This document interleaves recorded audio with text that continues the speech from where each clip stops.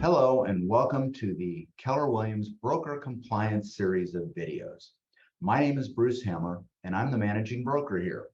And over the next several video lessons, I'm going to be giving you some tips, tricks, and guidance on some important issues that can help you achieve a better understanding of how a typical real estate transaction plays out, as well as help you become more competent at using the primary contract forms that you'll find in the Zip Forms package that you subscribe to. You might be thinking to yourself, gee, these are mostly, quote, fill in the blank or fill in the box forms. Just how difficult can they really be?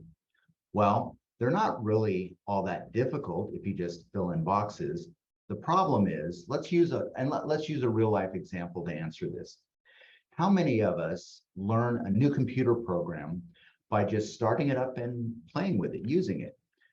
Think about the first time you ever tried to use Microsoft Word.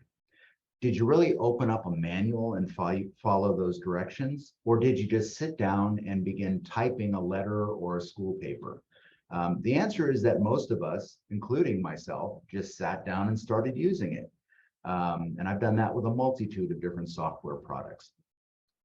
That works great on a computer program. But with these pre-printed zip form documents, the selections that you make, although it may be a valid selection within the document, if you're making them for the wrong reason, or you're not thinking about it when you take a default, it can have costly ramifications for your client and you if you make that mistake. So let's take something simple, like selecting the number of days your client has to remove the loan contingency in a residential purchase agreement.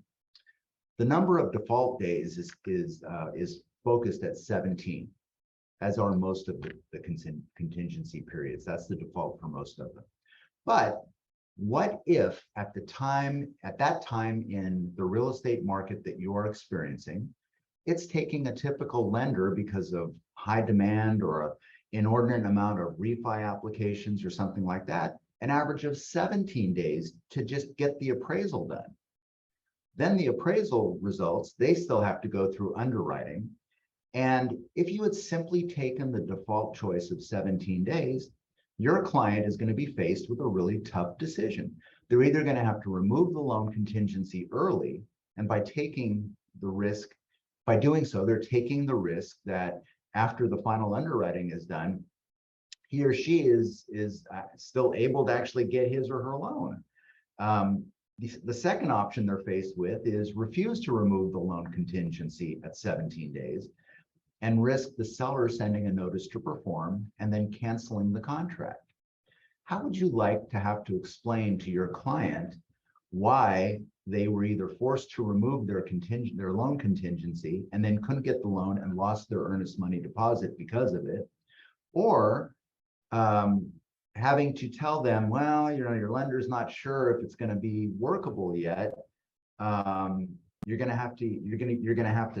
can't remove the loan contingency. And if you do so and they can't get the loan, you're going to lose your deposit. So the seller side ends up sending a notice to perform and then cancels on them after they've paid for an appraisal, home inspection, and all sorts of other stuff. It's kind of a no-win situation for your client, for you, for the lender, everyone. So this could be your predicament if you had just opted to take the standard 17-day default contingency period that's referenced in the contract. Now, the agent in the know, the agent that had the benefit of some additional training, like what you're going to receive in this series, might be a forward thinker who would pick up the telephone before he actually wrote the contract and check with the buyer's loan officer. The loan officer can provide helpful information that can ensure that the loan contingency period written into the contract is reasonable and sufficient for them to do their job.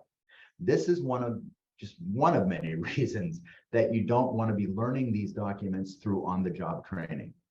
So while I can't possibly cover every single topic or problem that can pop up, I can help you minimize or avoid some legal claims that can affect you, your clients, and your brokerage, as well as others that you have the ability, other problems and issues that you have the ability to somewhat control. So some of the topics that are going to be included in these instructional videos are going to include the residential listing agreement, disclosures, what needs to be filled out, when they need to be reviewed, all that sort of stuff. Residential purchase agreements, inspections, and once you get the inspections and review the documents, how do you deal with a request for repairs from both sides of the transaction? Contingency removals and their ramifications, kind of what we were just talking about. Fair housing laws and other important topics like that. Now, a little bit about me. Normally, I wouldn't speak to my background, but I believe it's important to be confident that the information you receive is coming from a reliable source. So, a brief introduction about me. Let's see, I first obtained my real estate salesperson's license back in 1988. This was followed with a broker's license in 2004. In the past, I've owned my own Realty World franchise. I've worked with several big box brokerages. And then from 2010 to 2021, through the end of 2021, I co-owned Golden State Realty Group, Inc. And during that period, together with my business partner, we successfully closed just over 1,200 transactions. And the key here is we didn't get sued once. Okay, so in addition to my real estate experience, I do hold a bachelor's degree from the College of Notre Dame. I've got an MBA as well as a law degree, or more commonly referred to as a Juris Doctorate. In spite of all this, I am still a huge believer in continuing education, even my own. I learn something new each and every time I attend some sort of a real estate related class, and attend several each year. I actually attended a class on the listing agreement held at the Sacramento Association several months ago, and I learned something I didn't know by attending that class. So the continuing education is very important to me. With that in mind, my hope is that whether you are a brand new, freshly minted salesperson or an experienced mega agent, you're going to be able to pull some little tidbits from this series that will benefit you and your real estate business. So I want to thank you in advance for watching this series. If you have any questions after viewing any of these videos, please feel free to give me a ring or send me an email or come and visit me. I'll be happy to see if I can help you out. Again, happy learning. Thanks so much. Bye.